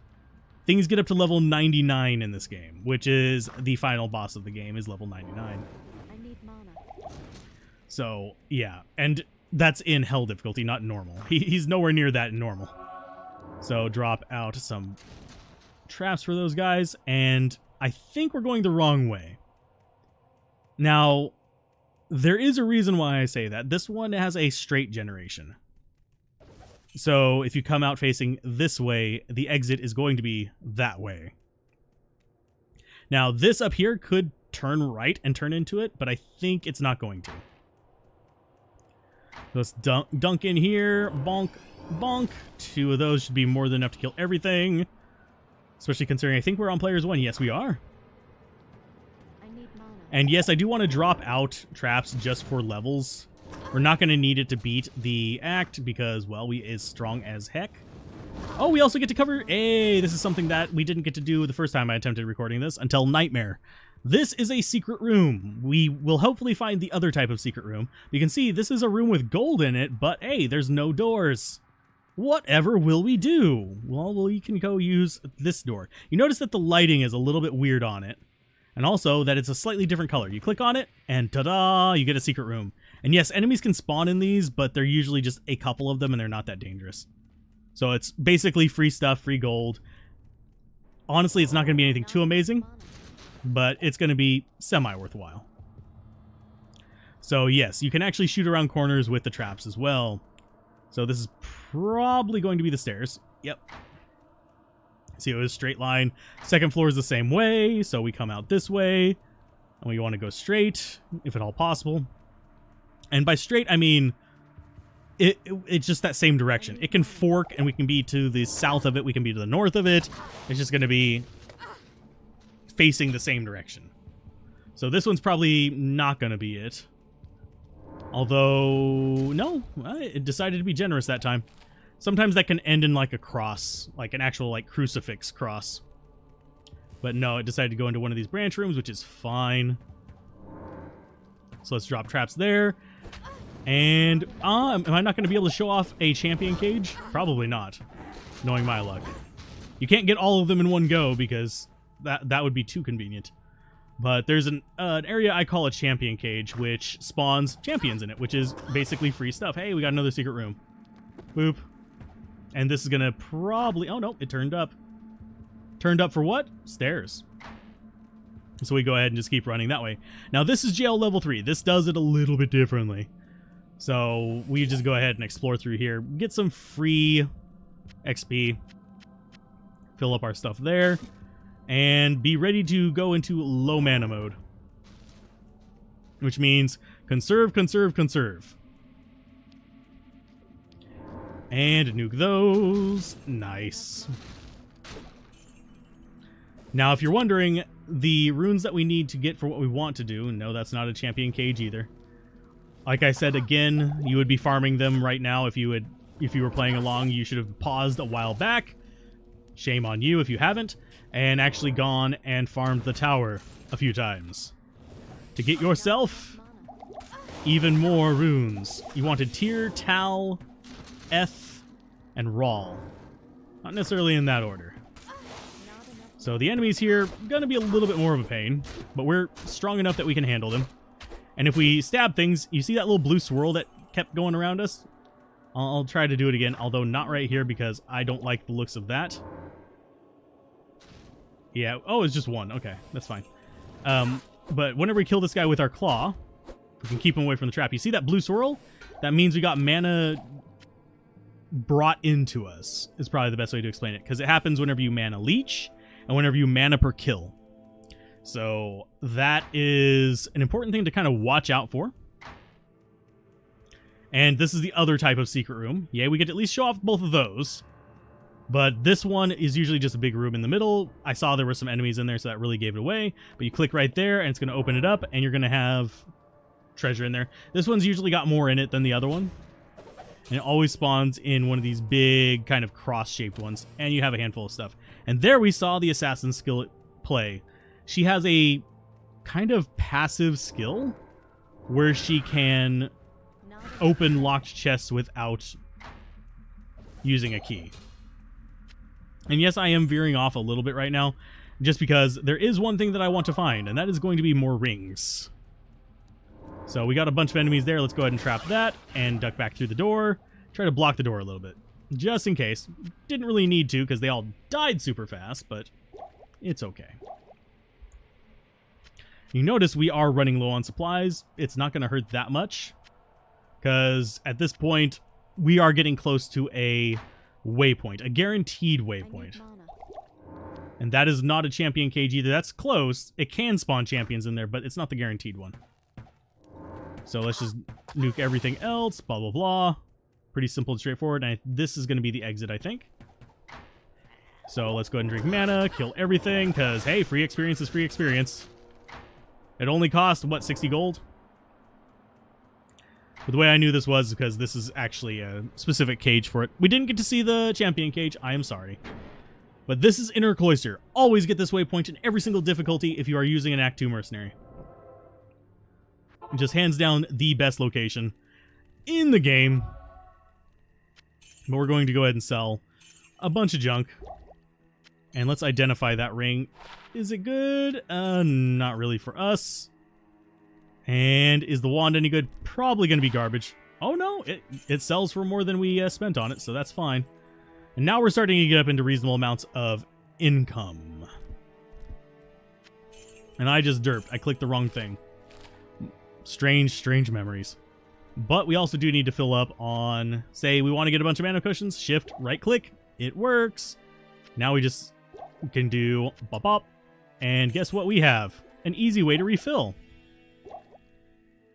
Now you could do this without doing the health potions as well, and you could just fill up your mana like that. And generally I recommend this more for if you are doing, let's go and grab that, and now we're just set up. If you have 3 or more rows in your belt. By unequipping your belt, it automatically throws all the potions into your inventory, which makes life nice. And yes, you do still have the poison granadas. Probably not going to keep them after we get to Act 2. So let's see. Anything good in here? Does not look like it, but she will imbue an item for us, if we so ask. I'm going to take the lightning resist gloves now, because we're heading to Act 2. We can get better stuff in other slots for that kind of thing. So we're set there, and now we have the imbue option on her. You can only imbue once per quest. So you do this quest, you get an imbue thing. You will never get another chance to imbue with this character on that difficulty. So you get 3 total per character. That's why I say save them. We are going to waste ours. We're going to grab that off and click that button. And what it does is it turns that basic item into a rare item, and that's actually not a terrible one. Fire resist, poison resist, not the best things ever. I would have rather had lightning resist, but that's still not bad. Still not terrible. Not terrible. So we are done there. Yeah, hi Deckard, how you doing? And before we go down there, we do want to dump off our gold, and look, we have over 10,000 gold. We're getting there. Eventually this build will get up into the hundreds, if not millions. I mean, hundreds of thousands, if not millions. Now, there are a handful of spawn spots in here. This is one. So, you generally do want to just check it and clear it. Let's grab that light mana potion. The other boss spawn location is going to be kind of on this door down here. I say on this door because it can be there or here. And then you can also have a boss spawn down here. You'll see more of them in Nightmare in Hell than in normal, but do be aware of those because we are going to be returning here often later on for reasons that we will discuss then, because we've already made this one long enough. It's already over an hour long. So, yeah. Let's go ahead and just nuke everything. Just drop out a trap every now and then, and it should just kill everything in here.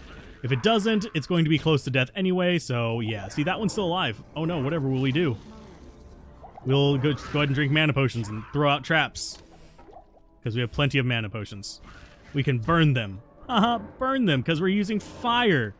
Get it? And Bone Ash, just don't stand near them. You'll be fine. And Rejuve Potions, we'll still keep picking up. For now. They're still okay money. It's 200 gold per slot. It's not terrible. Obviously, we can get up into the thousands now, but it's still not terrible considering how often the thousands ones drop. Now, as far as the cap on what you can sell stuff for in Act 1, normal difficulty, it's 5,000. Act 2 is 10,000. Act 3 is 15,000. So if you get something like really expensive and it says like 5,000 here, just hold on to it until Act 2 so you can get a good chunk of change from it. You're going to appreciate that early on because you're going to be running out of money as a new player. Just either dying or replacing stuff and things like that. Hopefully you don't die too often after watching this though, because I'm trying to do my best to help you guys. Help you find out how to win the game. So yeah. In here, these little rat men are actually pretty uncommon to have spawn. We've gotten kind of lucky with these videos for them, but yeah, they are generally uncommon spawns in the catacombs.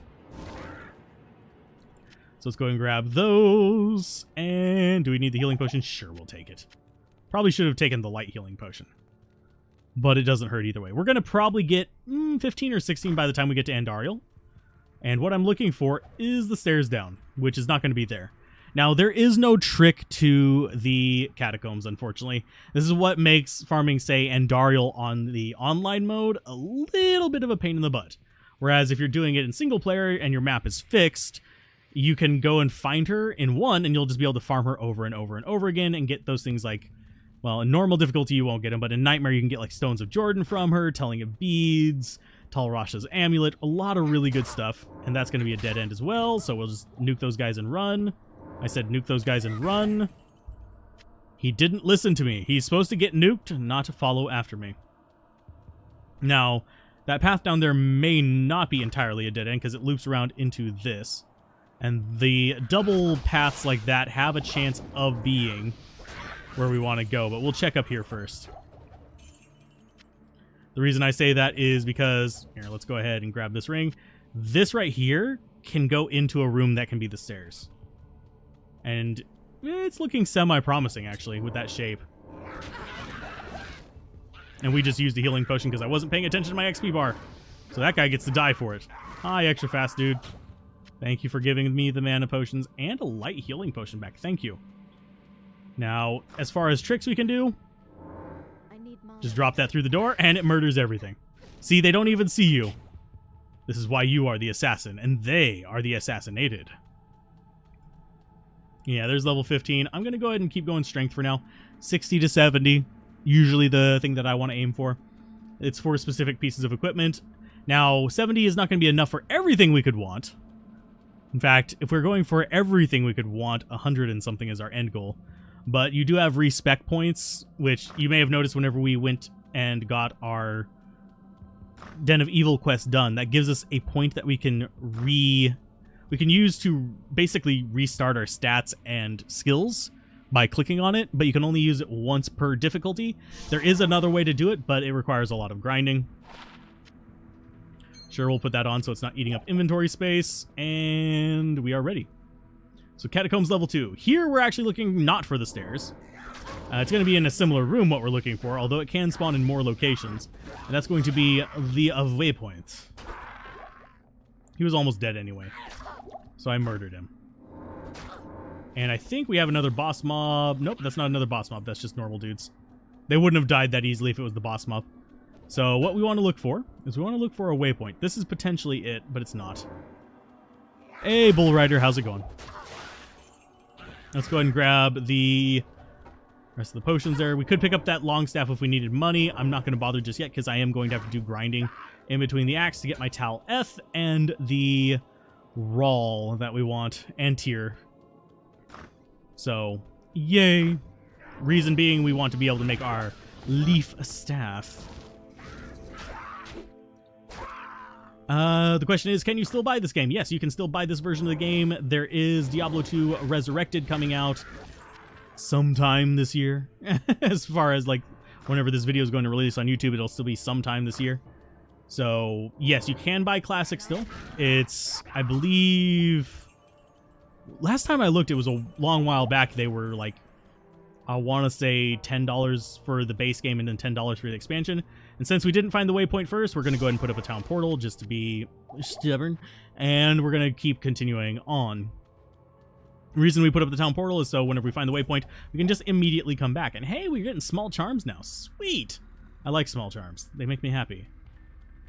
When skies are gray. You'll never know, John Deere. No, I'm not going to go through the entire song. And I'm not going to make up pun comments for it either. And did we? Oh, the waypoint's just right here. It's almost quicker to just walk there, but we're going to take this way. So, let's see. Catacombs level 2. Sweetness. The Tristram Town portal should not have stayed up. We bugged Kane on accident. So, congratulations. You saw us do a bug. And I didn't even notice it at the time. I was like, second portal. Oh, okay. But you can actually bug him to keep the town portal around. That or we hit a portal shrine in there, which is entirely possible too. It's unlikely, but possible. That's going to be a dead end, but the way off the side there can exist. So we will check it. I need mana. You looked it up, so Lord of Destruction is £9. Okay, yeah. They were both the same price last time I checked. So, but I have not checked on whether this is still the same price as of the announcement of Resurrected. It is also worth noting that if you do play this game now, before Resurrected is released, they are saying that you will be able to transfer your characters in. So that is a good thing. yeah, if you already have the game, definitely just play through a little bit if you plan on doing Resurrected. That way you'll have a character started.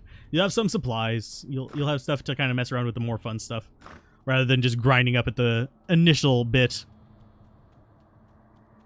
Oh, report for bug abuse. That is the least abusive bug I've shown off. I have a video over invincibility even. Yes, you can become invincible in Diablo 2, but then you can't move. You are trapped. You are a prisoner of your own devices. You're immortal, but stationary. You're like really good paper. Go ahead and murder all those guys. Because, hey, free experience and free mana potion back. We are pretty full on that stuff, though. So I do need to be careful. Because otherwise we won't be able to pick up the stuff that we really want to keep. So we just drop out the traps and hope they do their work and move on. And you'll notice that they will kill stuff as we're walking away. Will we only be able to transfer from vanilla? Depends on what you consider vanilla. Like, the Diablo 2 Ladder Runeward one should still work, because they're going to be in the game files. Whereas things like... I'm trying to think what to compare to. Like, Project Diablo 2? No. Not enough mana. Because, for example, Project Diablo 2 uses fairly significant modifications to the character files, so you can't even open them in, like, GoMule or anything. That would actually be a good way to make it apparent. If you can open it in GoMule, I need mana. you should be able to open it in Diablo 2 Resurrected. The kind of bug where you're as strong as a wall, a brick wall. Because they can still damage you, they just can't reduce you below 1 life, because the bug works off of the fact that you can't be killed while you're in the air on a leap. You die when you land. So now that we're on level 3, we're just looking for the stairs. I'm having terrible luck. So we're going to start sprinting. And I could get Burst of Speed. I'm not a huge fan of it right now. We're probably going to be doing Fade on this character, which is, in my opinion, one of the strongest skills in the game. But people will argue with me about that one. It's right up there with Smite, in my opinion. Which is... Smite is generally one of those that you're not going to be using unless you have very specific gear, though. There's low-level ones, but they're just not as good as what else you can do. So let's go ahead and load up those. Load up healing potions. Identify the small charm. Are we going to get... Nope. We are not getting the good small charms this time. We did whenever we did the initial one, but... Pluggy... that's a big question mark. That one I can't answer. I don't know if Pluggy transfers will work. That is chancing it a little bit. Like, Pluggy itself probably not able to be installed right away. Because it actually modifies the game rather than just the tape. Oh, come on. I didn't cast them that close to it. But yes, if you cast it onto too close to this, you can actually cause it to not spawn the fires. Because they're entities. And they have to have a place to go along the ground. So, yeah, you can kind of bork yourself like that. So, anyway, this is the reason why I do not get Mercenary. Because if I had a Mercenary right now, she would spoil all my fun, which is called cheesing. So we come in here. We go ahead and kill the guy that's chilling over here to the right. Whatever I do not want to cross this imaginary line that goes between those two torches. I need mana. So we go ahead and nuke everything here. We go ahead and drop a trap over there as well. And since these aren't targetable, she won't worry about it. And we go ahead and drop a trap up there to kill that guy. We do not cross those. What we want to do first is lay out as many of these traps right there as possible. And it's going to just start shooting the crap out of Endariel. She'll eventually come down to us. I need mana. If she can figure out where we're at. She will start wandering as soon as she's hit. So we'll just keep torching her and it's going to keep doing damage. And we just killed her without ever seeing her. So she can sometimes, once she starts getting hit, she'll walk. But some of the time you can actually get away with like what we just did there. And she'll start wandering up instead of down. And you just murder her with the traps without ever seeing her. And that is another reason why traps are amazing. None of these items are good. So we'll go ahead and take the smoke spear and the spike club, because combined they're going to probably be worth more than the composite bow. And that is Act 1 done. Worth noting, for all new players, I'll explain why this works another time. Simply put, we talk to Wariv right after killing Andariel, go east. And immediately go into town here. Reason being is it bugs Andariel on your save file to make it think that you're killing her for the first time every time. So that is going to be the end of the first episode of the guided walkthrough. Sorry for it being so long. Act 1 normal is generally the longest act you'll have in the game, followed by some of the Act 3s. So yeah, that is a thing. And hopefully you guys enjoyed this. So for those of you on YouTube, keep gaming, have fun, peace out. This has been Alzorath. And for those of you on Twitch, we are continuing on recording